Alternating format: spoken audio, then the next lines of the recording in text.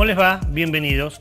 Aquellos que desde hace ya mucho tiempo, desde hace 5 años, regularmente nos acompañan, saben que solemos abrir nuestro programa con alguna información, algún hecho, que lo acompañamos con imágenes como lo vamos a hacer también en el día de hoy.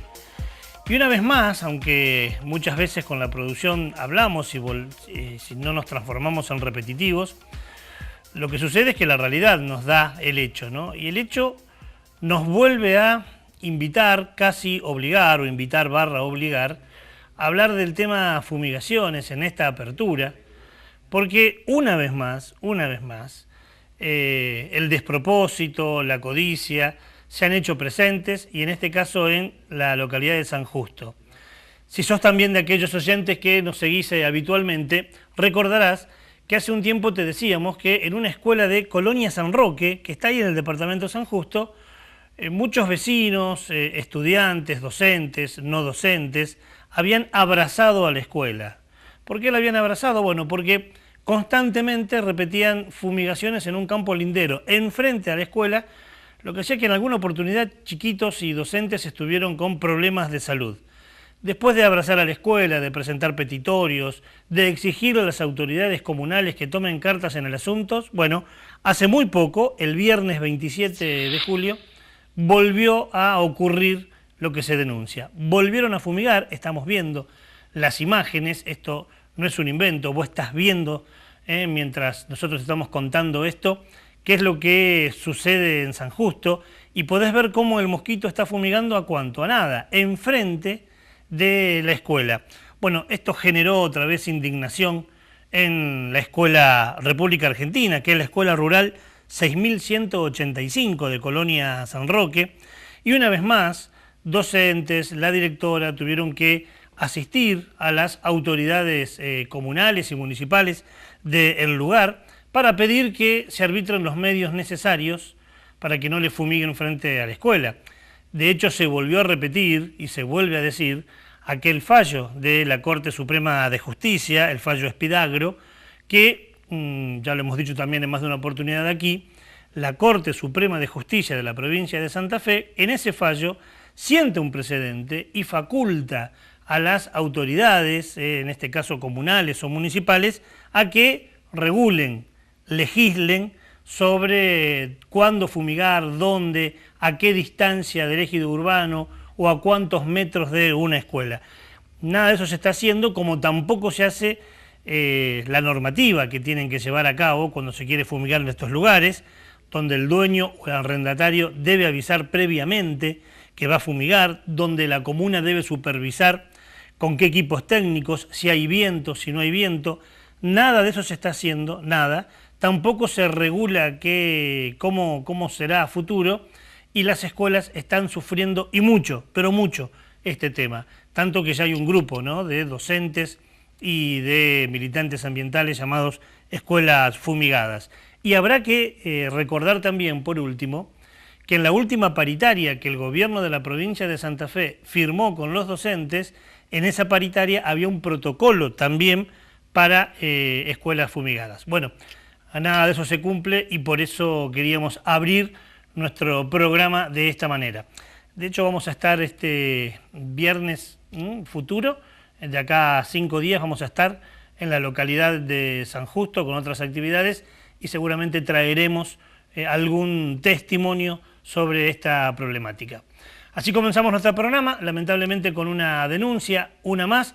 Hoy tenemos otros temas para abordar, tenemos efemérides, tenemos información, tenemos la agenda verde, bueno, mucho material que te lo contamos como siempre en nuestro sumario. Los humedales tienen un valor fundamental para la diversidad biológica y la supervivencia humana. Sin embargo, son entornos de los que poco sabemos y por ello han sido desprotegidos. ¿Qué significan los humedales para nuestro patrimonio natural? ¿Qué funciones les atribuimos?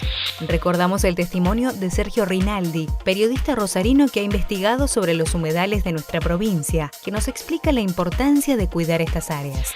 Además, entrevistamos a la doctora María Alejandra Maínez, de la Facultad de Ingeniería Química de la UNL, especialista en saneamiento de ambientes acuáticos. Maínez nos cuenta sobre sus investigaciones y sobre el trabajo de su equipo con humedales construidos para el tratamiento de efluentes. Recordamos además la celebración de la Pachamama. Como cada 1 de agosto, nos invita a homenajear a nuestra Madre Tierra.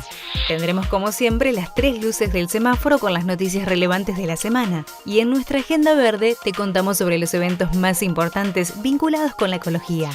Bienvenidos a un nuevo programa de Onda Verde, el único programa de la televisión regional que aborda temas ambientales. Como te contábamos recién, hoy vamos a hablar de los humedales.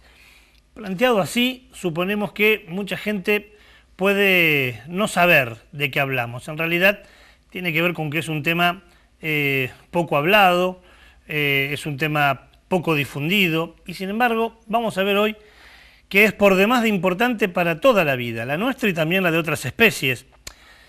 Si tendríamos que definirlo y en tiempos televisivos, diríamos que es una forma de agua en la superficie terrestre.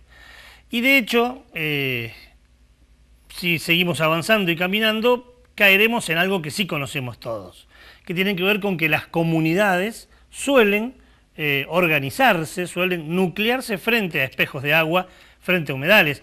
Es necesario, es imprescindible, desde aquellas viejas civilizaciones, ¿te acordás cuando estudiábamos que los egipcios empezaban a organizar su vida a través del Nilo? Bueno, pensá en cualquier localidad, generalmente cada una de las localidades nuestras, se organizan su vida, su existencia, su relación con un espejo de agua, porque sin agua no podemos vivir. Son humedales, tienen enorme valor biológico, enorme valor social, y tienen estos humedales además una diversidad biológica, lo que solemos llamar como ecosistemas, sistemas ambientales, sistemas ecológicos que además son productivos. En este caso, ¿para qué sirve un humedal? Bueno, no nos alcanzaría el tiempo televisivo o el tiempo del programa para hablar sobre todos los beneficios que traen, pero por ejemplo, atenúan el efecto invernadero, o sea que son una especie de regulador climático, de la misma manera que el humedal es quien, si está bien protegido, si no está secado, si no avanzamos sobre él, es quien también puede regular los efectos de una inundación, porque obviamente trabajan como esponja frente al suelo, pero también son aquellos reservorios de aguas cuando llueve mucho o los ríos crecen. Es un patrimonio cultural, es un patrimonio recreativo, la gente va a los humedales desde pescar a pasar un momento recreativo. Digo, son las lagunas, son los esteros, son los pantanos también, que hoy vamos a ver que lamentablemente no tienen buena prensa. Y si uno busca más material, algunos científicos dicen que los humedales son a la tierra como el riñón o los riñones a nuestro cuerpo, son los riñones del planeta, el humedal. Mirá qué importante, mirá cuántas funciones sociales cumple. Y por otra parte, nuestra sociedad, tan vinculada con las producciones y demás, ha extendido la frontera agropecuaria, por ejemplo, para transformarlo en llanura y generar cultivo, o han hecho emprendimientos inmobiliarios donde antes había humedales. Esto genera grandes problemas en nuestro ecosistema.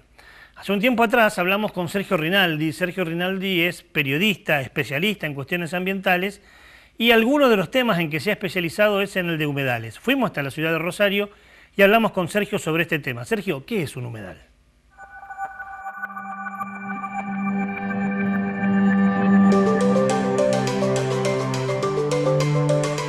Hay otras formas de humedal, no solamente el humedal característico como lo vemos nosotros, sino que hay lagunas. De hecho, nosotros tenemos la laguna Melincuá aquí al sur, que es un tipo de humedal. La costa de Tierra del Fuego, la costa de la bahía de San Borombón, es un tipo de humedal. Humedales hay de diversas formas, e inclusive pueden buscar, a los chicos siempre los invito, googleen y busquen el término humedal y se van a dar cuenta que hay un montón de significados que se dan para humedal, pero fundamentalmente es eso, tierras inundables, pero a la vez tierras productivas, porque hay mucha gente que saca su ganancia del humedal, ya sea por peces, o ya sea por mimbre, o ya sea por los ladrillos que fabrican los soleros, y hay muchos oficios ligados al río y los humedales.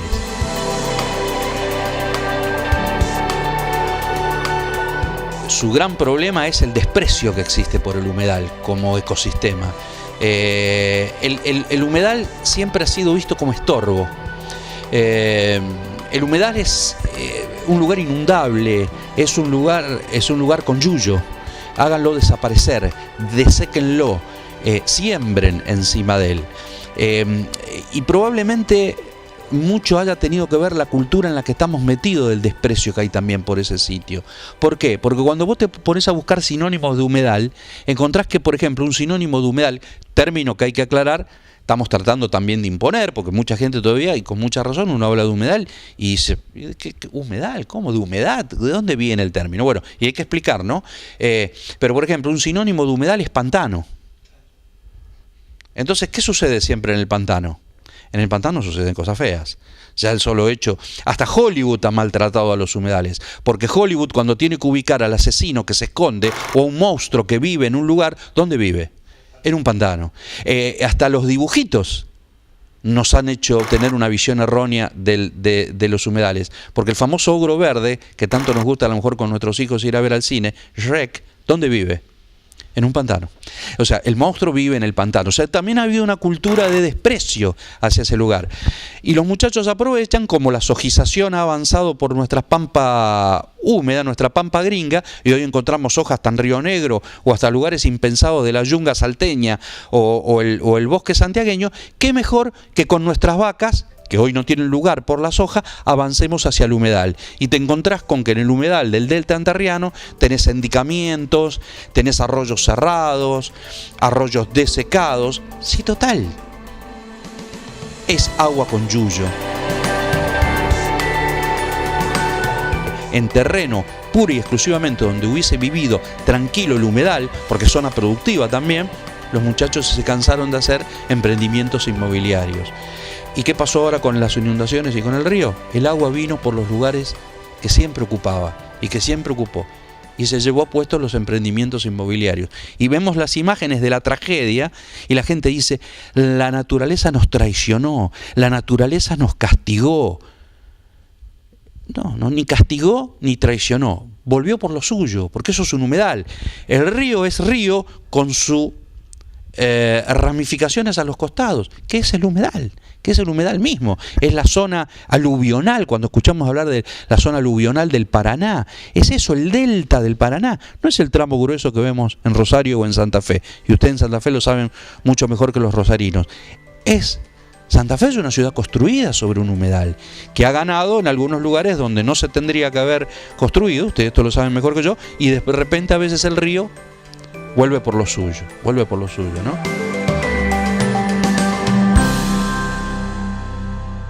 Esta es una definición y algunas características que nos brindaba nuestro compañero, colega y que tanto respetamos y además queremos, Sergio Rinaldi, uno de él, fundador, director y sostenedor del foro del ciclo de ecología, allá en la ciudad de Rosario, que ya hemos ido más de una oportunidad y que tiene más de 20 años funcionando. Así que, bueno, el agradecimiento profundo a Sergio, que además, como decíamos, es un conocedor y profundo sobre este tema. Momento de presentar la primera luz del semáforo. Cuando se prende la luz roja, todos frenamos, todos paramos, porque sabemos que puede haber peligro si seguimos avanzando. Y la luz roja del semáforo nos trae la información negativa, la información peligrosa. Y por eso voy al encuentro de Raúl. ¿Cómo te va, Raúl? ¿Todo bien? Bienvenido. Gracias. Bueno, una vez más, así como hablábamos en la apertura de lo que pasa en San Justo, tenemos que decir que una investigación que lleva a cabo el reconocido científico Adrián Marino, que es de Damián Marino, que es de la Universidad Nacional de La Plata y del CONICET, demuestra, no es opinión, es información, palpablemente, que en la lluvia, en el agua de lluvia ya viene contaminado, que cuando uno se moja con aguas de lluvia también se moja con glifosato. Así es, está lloviendo veneno, literalmente lo podemos decir en esta ocasión, porque se detectó que en el 80% de las muestras tomadas, tanto en ciudades de Córdoba, ciudades de la provincia de Buenos Aires, ciudades de Santa Fe y en Entre Ríos, en estas muestras que se tomaron, el 80% de los casos tenía herbicidas como glifosato y atracina. Muy peligroso esto. Ya en el agua, ¿no? En el agua de lluvia, en cada gota. Uno recuerda que las abuelas le decían a nuestras hermanas, a nuestras primas, que junten el agua de lluvia para lavarse el pelo porque le iba a quedar mejor. Exacto. Ya no es ¿Cómo más le así. quedará ahora? Ya no es más así, sí, ¿no? exacto. Como decimos siempre, la diferencia entre la información y la opinión es que esto está demostrado. Lo dice científicos del CONICET, en Entre Ríos, en Santa Fe y en Córdoba. Primera luz del semáforo.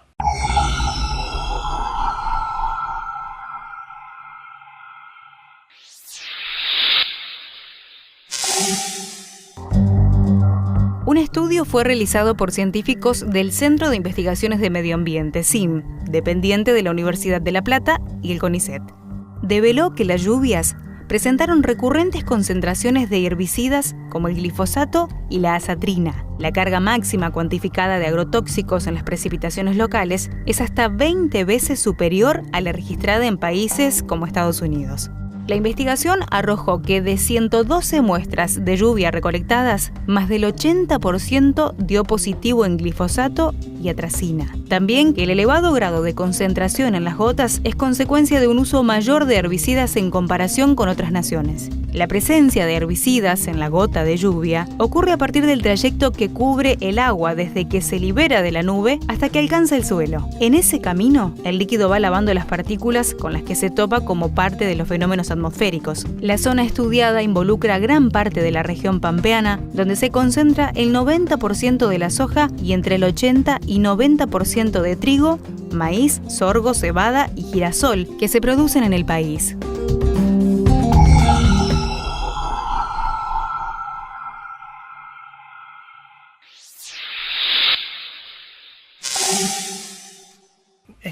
Los datos que recién escuchábamos, que veíamos y las imágenes realmente nos asustan. Digo, no estamos exagerando, tampoco es una metáfora si decimos que lo que llueve, cuando llueve, llueve veneno. Así es. La pregunta es que llueve veneno para el sector político también, porque parece que para ellos nunca pasa nada. ¿Y qué se hace en estos casos? Hay infinidad de investigaciones científicas que dicen que el glifosato es posiblemente cancerígeno, por ejemplo. Nada se está haciendo en nuestro país, por lo menos en nuestro país, respecto a eso. ¿Qué hace el sector político? Y por eso lo ubicamos en la luz roja, ¿no? Hemos llegado a tal nivel de degradación, a tal nivel de contaminación, que el agua de lluvia ya es veneno. Con esta terrible información cerramos nuestro primer bloque del programa. Cuando volvamos tenemos otras voces, una científica santafesina, una investigadora santafesina, que nos va a hablar de algunas características de ciertos humedales.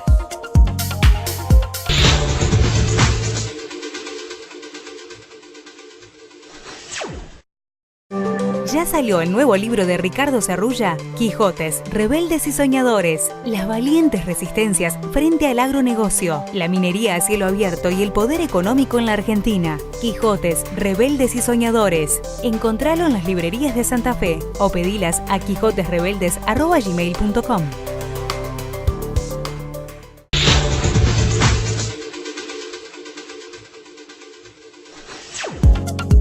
Segundo bloque del programa, seguimos hablando de los humedales.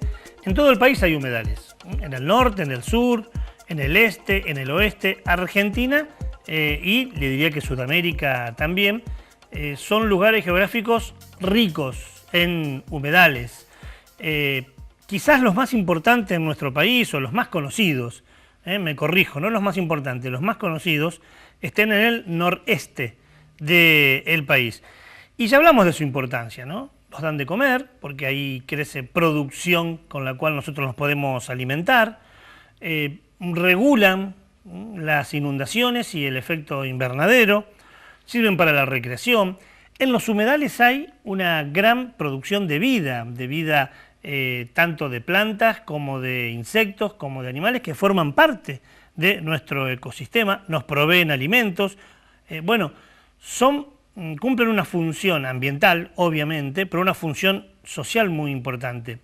Y, por ejemplo, son los reservorios de las sequías.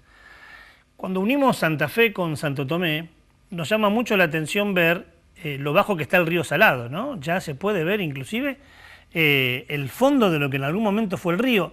A uno hasta se pregunta si este es el mismo río que alguna vez nos inundó y nos llenó de tanta, pero tanta tristeza, ¿no? Y hoy está que se ve absolutamente el fondo del río. Bueno, si no tuviéramos humedales, como tiene por ejemplo Santo Tomé aquí en la laguna, hoy estaríamos con un problema de suministro de agua importante, porque el humedal es el reservorio ante las sequías. ¿Qué pasa cuando le metemos mano a la naturaleza y le metemos mano mal? Cuando actuamos sobre ella de manera negativa. Mire, está comprobado que en Nueva Orleans, que tiene un humedal y que lo secaron para avanzar en proyectos inmobiliarios, sufrió algunos años después, en agosto del año 2005, los efectos del huracán Katrina. Y dicen los especialistas que si ese humedal no hubiera sido secado, los efectos hubieran sido muchísimo menores. Miren cuán importante es, qué función ambiental y social cumplen, ¿no? Fuimos una mañana a hablar con María Alejandra Maine. María Alejandra Maine es doctora en química, es especialista en contaminación y saneamiento de ambientes acuáticos y trabaja en la Facultad de Ingeniería Química, es investigadora del CONICET además. Bueno, nos fuimos hasta su laboratorio, hablamos con ella, conocimos al equipo que trabaja con ella, una interesantísima charla que nos habló sobre qué son los humedales, pero en este caso un tipo de humedal distinto, que son los humedales construidos para el tratamiento de efluentes.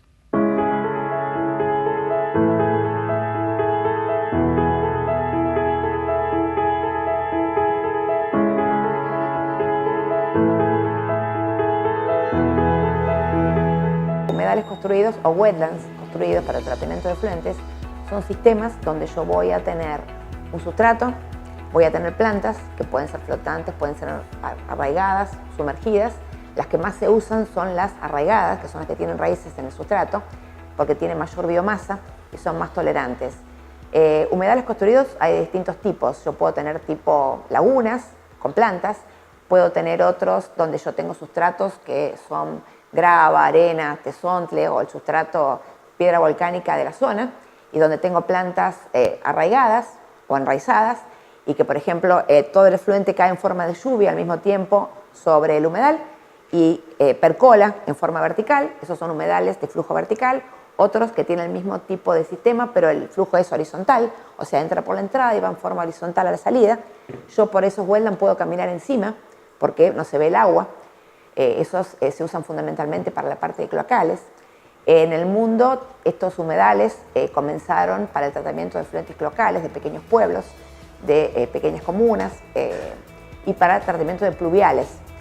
En Argentina es como que pasó exactamente lo contrario. Tenemos humedales para efluentes industriales y prácticamente no hay, o hay muy pocos casos de efluentes para tratamiento de cloacales.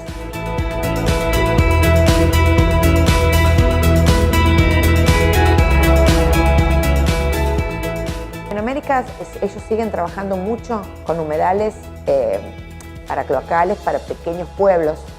Cada pueblo tiene su problemática, ¿viste? Porque hay pueblos que por ahí tienen 1000 personas, pero por ahí hay un casamiento o algún tipo de fiesta que dura una semana y viene gente de todos lados y están de fiesta todo el día. Entonces esos son los problemas que ellos tienen por ahí.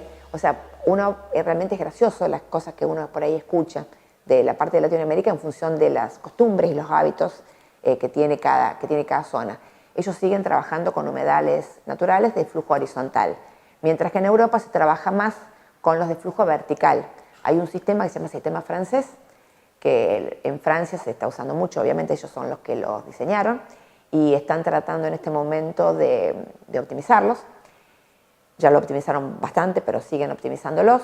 Sino humedales híbridos, donde vos pones como cadenas de humedales en serie de distintos tipos, porque en uno ocurre una reacción, en otro ocurre otra.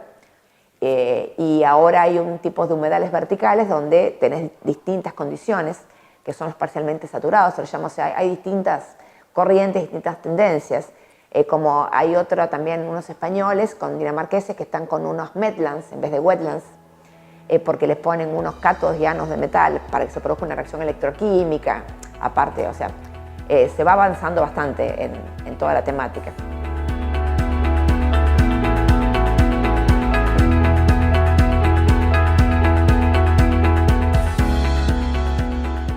Todo el mundo habla de fitorremediación y piensa que es como tirar una planta al agua y que la planta haga un milagro. y lo que pasa es que lo que hace la planta fundamentalmente, aparte de absorber contaminantes, lo que hace es cambiar un poco el medio, la geoquímica del sedimento, porque trasloca oxígeno de la parte superior a la parte inferior del sedimento.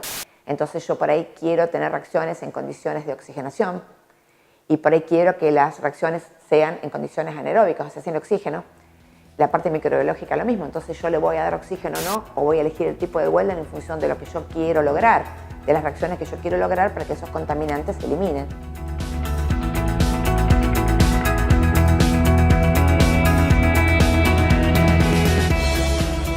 No, lo primero que tenés que tener es área, es tierra.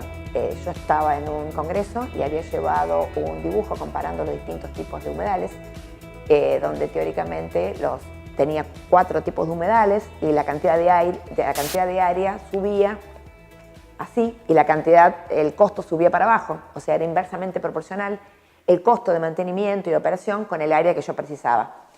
Entonces, la persona que había hecho esa comparación era un chino, que yo tuve la suerte o mala suerte, primero pensé que era mala suerte, de exponer antes que yo.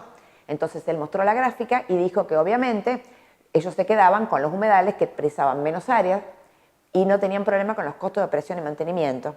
Entonces después pasé yo a exponer y dije, me vino bárbaro, porque yo dije que en Argentina era exactamente lo contrario, que las fábricas estaban en grandes áreas, les sobraba terreno, pero lo que no queríamos era gastar, porque no tenemos demasiado para gastar en operación y mantenimiento y en personal especializado. Entonces, un poco depende de eso. Primero tenés que tener área, después tenés que tener plantas que estén aclimatadas a esta zona. Nosotros estuvimos trabajando con plantas que están en la provincia de Buenos Aires, no están acá, y acá es como que no terminan de funcionar del todo, como funcionarían en Buenos Aires. Ni que hablar con las que están en Europa, las que están en México. El sustrato lo mismo. En México usan tesontle, que es una piedra volcánica. En Europa usan una piedra volcánica también propia de la zona. Nosotros acá lo que hacemos es oleca o canto rodado, grava o piedra pómez, que también tenemos. Entonces, un poco depende de la zona porque yo tengo distintos materiales. Y también el clima. El clima tiene que ser adecuado para que las plantas, el sistema biológico funcione. Es más, en climas fríos, por ahí el agua se congela, entonces también es un problema. Nosotros ese problema no lo tenemos.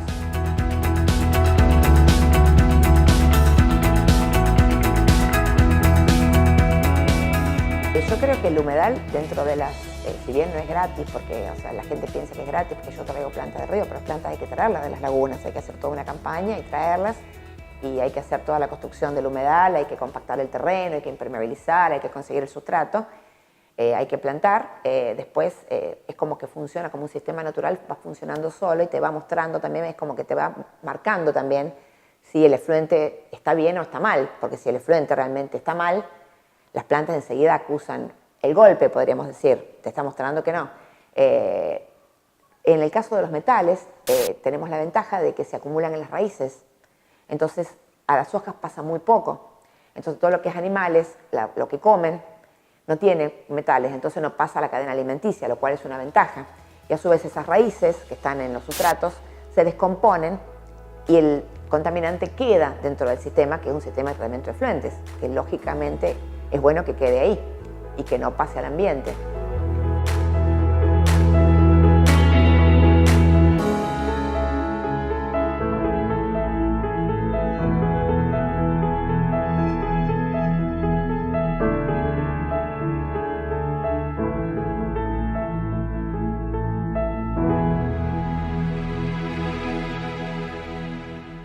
Interesante, ¿no? Tenemos más material de Alejandra Maine para seguir hablando sobre este tema, que lo vamos a compartir y disfrutar con ustedes en el tercer bloque, porque vamos a presentar la segunda luz del semáforo, se prende la luz amarilla, nos dice que estamos ahí, que estemos muy atentos porque algo puede pasar, y la luz amarilla, Raúl, es de Santa Fe. Sí, es de toda la provincia. Yo diría, de la provincia de Santa Fe. Yo diría que sería una luz verde, y vos siempre me decís lo mismo, hasta que no sea realidad, la pongo en amarilla. Así es. Es un interesantísimo proyecto y habla de más de 100 biodigestores en escuelas rurales de la provincia. Así es. Más específicamente son 105 biodigestores. Pero lo ponemos en esta luz porque en medio de tanto recorte, en medio de tanta crisis, por ahí lo primero que se empieza a recortar es lo que tiene que ver con el sistema educativo y estos proyectos, financiados por ahí por el gobierno provincial. Entonces, hasta que no se empiecen a instalar estos biodigestores en las escuelas rurales, decimos que es una luz amarilla. La vamos a seguir a ver si se transforma en verde dentro de poco, pero por ahora lo ponemos por acá y vamos a explicar de qué se trata este proyecto. El amigo sospecha, el amigo duda. ¿Hago mal? Dice, no, hace bien. Hasta que no lo vea yo lo dejo ahí. Está buena la idea, por eso es una luz amarilla. 105 me dijiste, 105. ¿no? 105 biodigestores en escuelas rurales de la provincia de Santa Fe.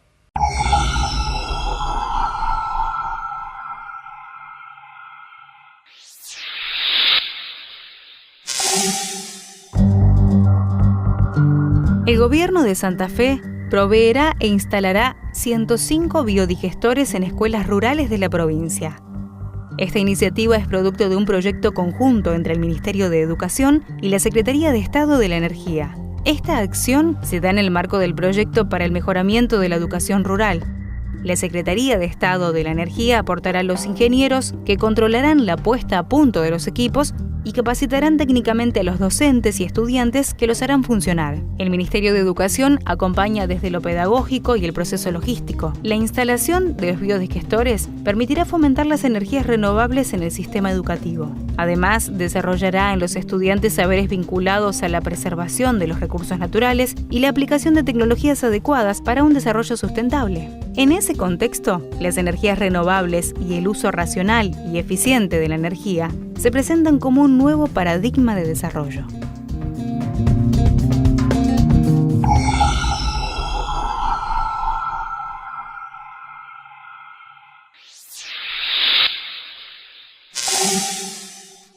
Qué interesante. Sí. En más de una oportunidad hablamos en el programa de las energías limpias, de las energías verdes, porque, a ver, en un momento donde hay que cuidar la plata, esto ahorra mucho dinero a las arcas de la provincia, sin decir que además es un beneficio ambiental muy grande, ¿no? Así es. Y un punto para destacar es lo que tiene que ver con la educación relacionada al medio ambiente, apuntado a aquellos chicos menores de edad que desde chiquitos ya se van formando con una conciencia ambiental y el cuidado de nuestros recursos naturales.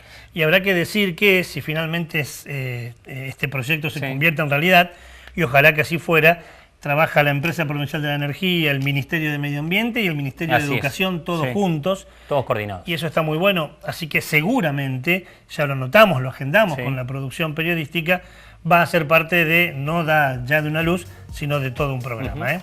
Cerramos de esta manera nuestro segundo bloque, pequeño corte, ya volvemos.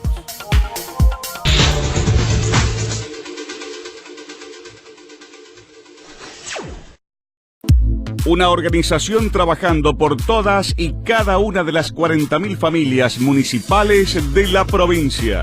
FESTRAM, la fuerza organizada de los trabajadores municipales y comunales de la provincia de Santa Fe.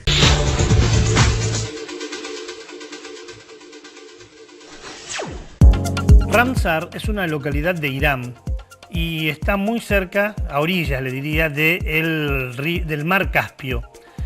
¿Por qué le traigo este dato en el inicio de nuestro tercer y último bloque? Porque allá por febrero de 1971, muchos países del mundo, Argentina entre ellos, formó el Convenio Ramsar. ¿Qué es el Convenio Ramsar? Bueno, es un acuerdo por el cual todos los países firmantes primero definen al humedal, lo que estuvimos hablando, ¿no?, como una forma permanentemente inundada, un espejo de agua. Y este convenio Ramsar, que insistimos, se llevó a cabo el Congreso en febrero del 71, pero el convenio entró en vigor en diciembre de 1975.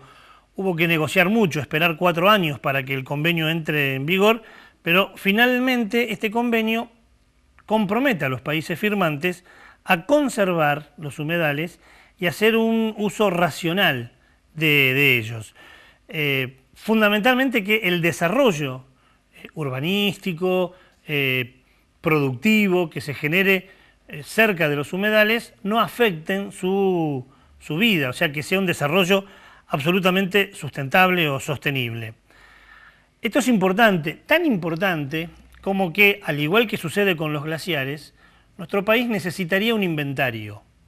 Saber cuántos humedales tenemos, en qué condiciones están, cuántos perdimos, cómo hacemos para protegerlo. Digo, no hay mejor manera de defender si no es conociendo. Se comenzó a trabajar en este inventario, pero no se terminó y, según nos dijeron alguna gente que está en el tema, ya hace un tiempo que está parado. Habrá que exigirle a las autoridades nacionales, sobre todo al Ministerio de Medio Ambiente de la República Argentina, que termine con este inventario, que sepamos cuántos humedales tenemos, en un momento donde el agua hay que cuidarla y donde se dice que las guerras en el futuro ya no serán por petróleo ni por oro, sino por agua. Importante saber, más allá de los acuíferos, cuántos humedales tenemos en nuestro país. Y así como no podemos terminar el inventario, tampoco tenemos leyes. No hay leyes que protejan los humedales. Está el convenio firmado, el convenio Ramsar, pero no hay leyes. Hay un proyecto de ley que generó, entre otros, el diputado Pino Solanas, que hablaba de la conservación y la protección de los humedales, que ya perdió estado parlamentario 2 veces. ¿Qué quiere decir esto? Diputados y o senadores no lo trataron durante más de un año y entonces el proyecto pierde estado parlamentario. Algunos datos para tener en cuenta y algunos datos que charlamos también con Alejandra Maínez, que es investigadora del CONICET, que trabaja aquí en nuestra ciudad de Santa Fe y que nos va a contar algunas experiencias que ha realizado ella con su equipo ahí en la Facultad de Ingeniería Química en los últimos años.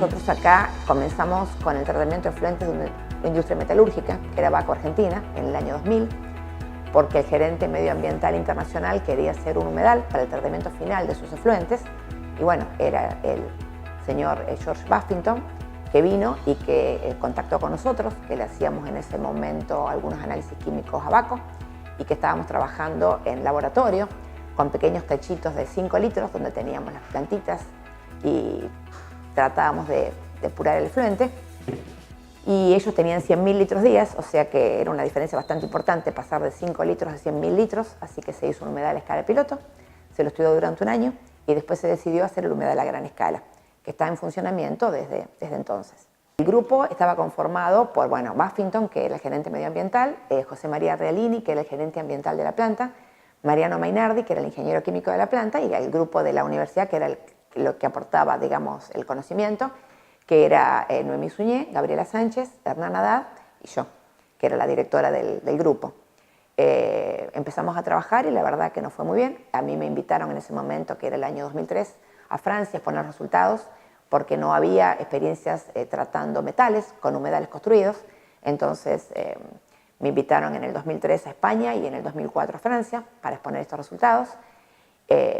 Y después seguimos con otro tipo de empresas, por ejemplo, una fábrica de fertilizantes, que es Bunge Argentina, que está en Campana, con el SEAMSE de Buenos Aires, donde tuvimos un convenio durante 2 años y ahora tenemos la firma otro convenio para hacer humedales pilotos en la misma fábrica, con Nestlé Purina para el Pet Care, para el tratamiento de los efluentes de caniles y cloacales, pero de la misma planta, también para una industria láctea, que en este momento se va a hacer un humedal piloto, para efluentes de tambo, para efluentes de una industria de papel. Ayer justamente vino una persona que está interesada en hacer para una empresa que hace suplementos dietarios, para hacer un humedal para el tratamiento final del efluente. O sea, como pueden ver ustedes, estamos bastante diversificados, todos son de este grupo de trabajo y bueno, yo creo que somos los primeros que trabajamos en Argentina en este tema. Y a nivel mundial estamos muy bien posicionados porque participamos en los comités científicos de los 2 grandes grupos internacionales que es IWA, International Water Association, y WETPOL, que se hacen cada 2 años en forma alternada, unos un año, otros otro, y obviamente de la Red Panamericana de Humedales, que yo ahora en Lima me nombraron presidenta de la Red Panamericana de Humedales, donde también asistimos a esas conferencias. En el 2016 lo hicimos acá en Santa Fe, en la universidad, porque Latinoamérica tiene mucho para mostrar, mucho trabajo para mostrar en este tema.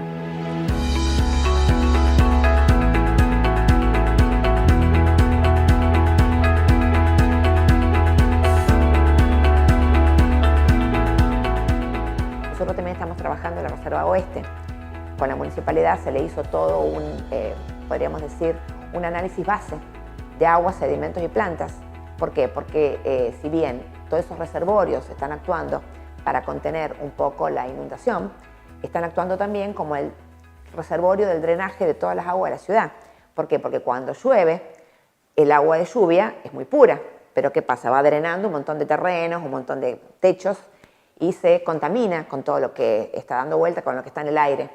Por otra parte, la gente aprovecha por ahí para tirar alguna cosa que no debe con esos pluviales, como ya ha ocurrido en cuantas ocasiones. Entonces, todos esos reservorios estarían actuando como humedales naturales para pluviales, aparte de impedir la inundación, impedir que los contaminantes lleguen al salado y queden retenidos en esa zona. Nosotros hicimos una línea de base como para tener la idea de cuántos contaminantes había en sedimento, en plantas y en agua, cuando empezó a funcionar, y para poder seguir muestreando quizás en el tiempo.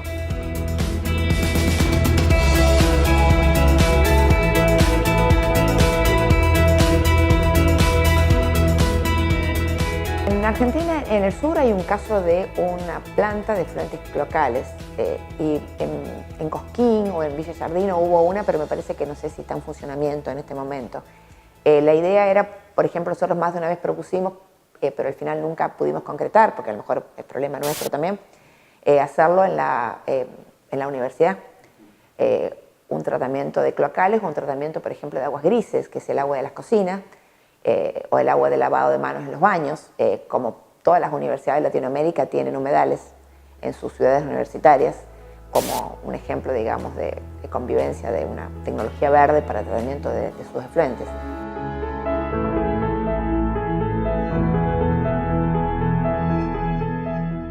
El grupo de trabajo, yo soy la directora, tenemos 3 investigadores de CONICET en el grupo de trabajo, o sea, somos 4 investigadores de CONICET, podríamos decir. Hay becarios de CONICET, hay becarios de la Agencia de Promoción Científica y Tecnológica, hay cientibecarios y además hay 3 docentes investigadores de acá de la universidad. Trabajamos también con la UTN de Rafaela, el grupo GEM, que es un grupo de medio ambiente, donde compartimos una becaria. Todos están haciendo sus tesis doctorales. Bueno, esta es parte del grupo de trabajo porque Gisela Di Luca y Mercedes Mufarrege, que son investigadoras, en este momento están de muestreo. Celeste Cherano se acaba de ir porque tiene buenos papeles. Celeste está trabajando con efluentes de tambo. Gisela y Mercedes están trabajando con wetland flotantes. María del Carmen Pedro se encuentra de licencia. Marcelo Campagnoli y Claudia Molina son estudiantes. Están trabajando en la cátedra con nosotros en el tema de wetlands. Nahuel Camaño Silvestrini está haciendo su tesis doctoral, finalizándola en el exhibido de relleno sanitario. Manuel Nocetti está trabajando con el tema de efluentes para industria láctea. Acá Sergio Romero y Fiorella están trabajando con efluentes de la industria papelera. Ellos también son alumnos, tienen una cientibeca.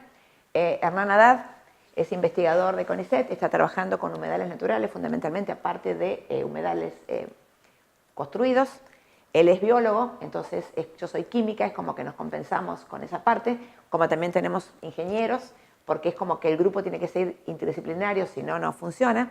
Gabriela Sánchez y Sandra Caffarati también son docentes e investigadoras de la universidad y están trabajando en el tema de la industria papelera con los chicos, fundamentalmente, aparte de trabajar en todo el apoyo logístico de todo lo que es los humedales, y bueno, también en el humedal híbrido de la fábrica de fertilizantes, y ahora nos vamos a abocar al humedal del SEAMSE.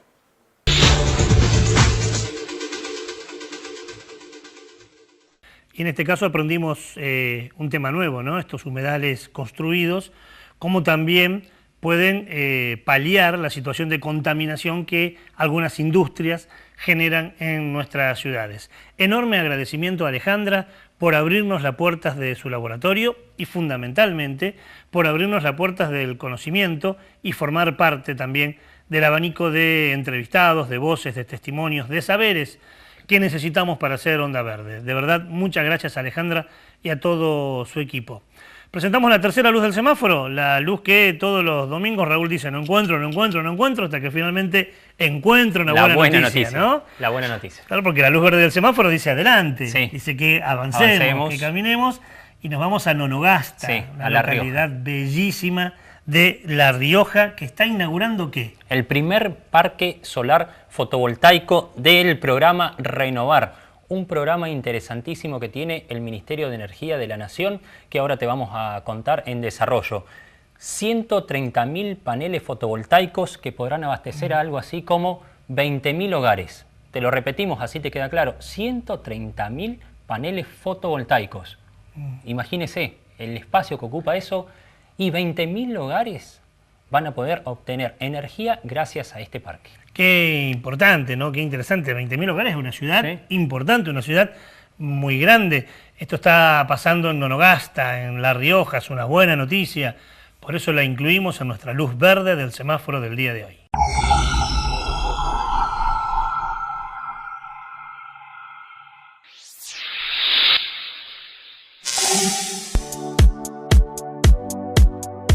A partir de mediados de agosto, el primer proyecto solar del programa Renovar comenzará a inyectar energía al sistema nacional.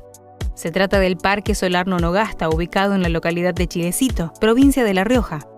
El parque cuenta con 130.000 paneles solares y puede abastecer anualmente a 20.000 hogares. El parque proporcionará energía solar a la red nacional por 20 años, con un precio de $53.43 por megawatts. El proyecto fue adjudicado a fines de 2016 y las obras se iniciaron en febrero de 2017. Con un presupuesto de $35 millones, la construcción se financió con préstamos del Banco Ciudad, el Banco Hipotecario y la entidad financiera Buenos Aires Consulting Solutions.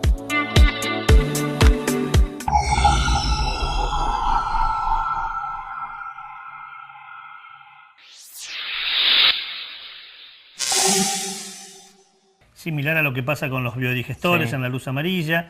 Esto genera energía verde, Sí. energía limpia.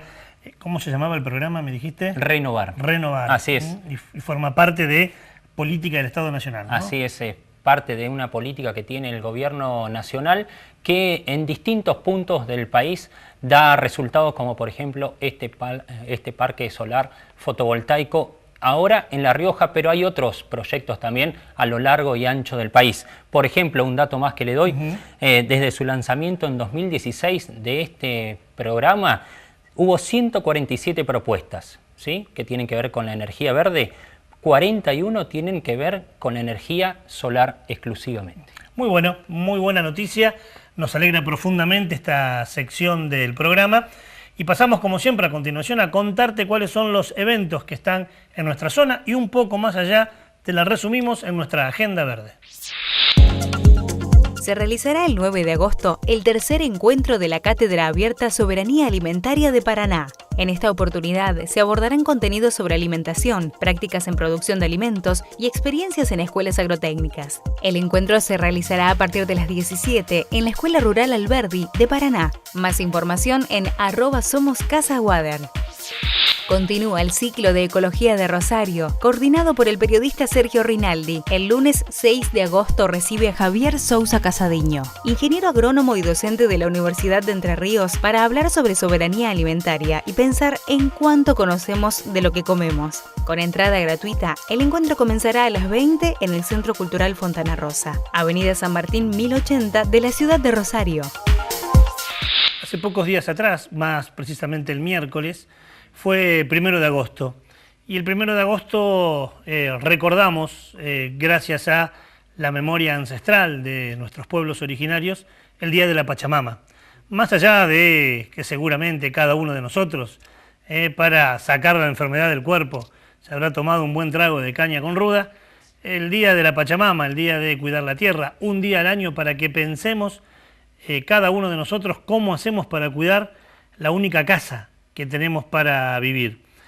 Aquellos que tenemos la fortuna muchas veces de viajar, sea ya por recreación o a veces por trabajo, encontramos en estos viajes muchas veces sapiencias, conocimientos. Quiero compartir con ustedes una experiencia interesantísima en Tilcara, en una de las fiestas de los carnavales de Tilcara, allá en el interior profundo y bellísimo de Jujuy. Allí pude participar de uno de los festejos que tienen los tilcarenses con la Pachamama. Y ahí veía a una señora que después de hacer el culto, de darle de comer, de tomar y darle tabaco también a la tierra, dijo algo que me quedó y que me parece que tiene que ver con la sabiduría de ellos que tanto tenemos que aprender. En un momento la señora dijo: Pachamama, te pido que no nos des menos de los que necesitamos, porque si no, nuestro cuerpo se enferma.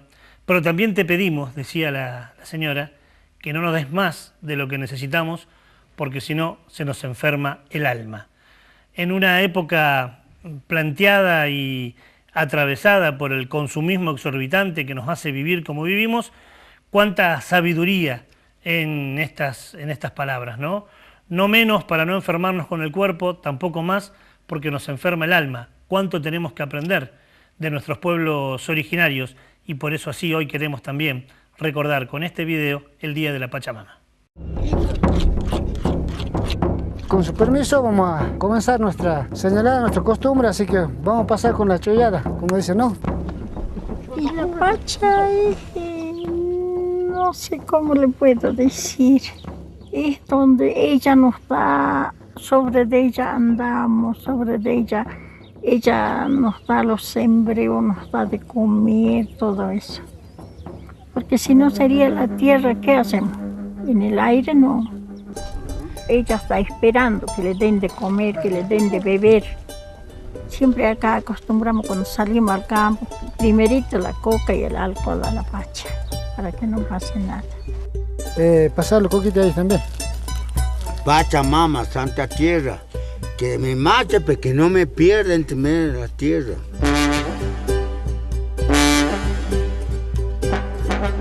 En el agosto hacen las corpachadas a la Pachamama, que se da de comer el 1 de agosto, se cavan agujeros así y se pone ahí todo. En la coa, el alcohol, las bebidas, la chicha, la tistincha.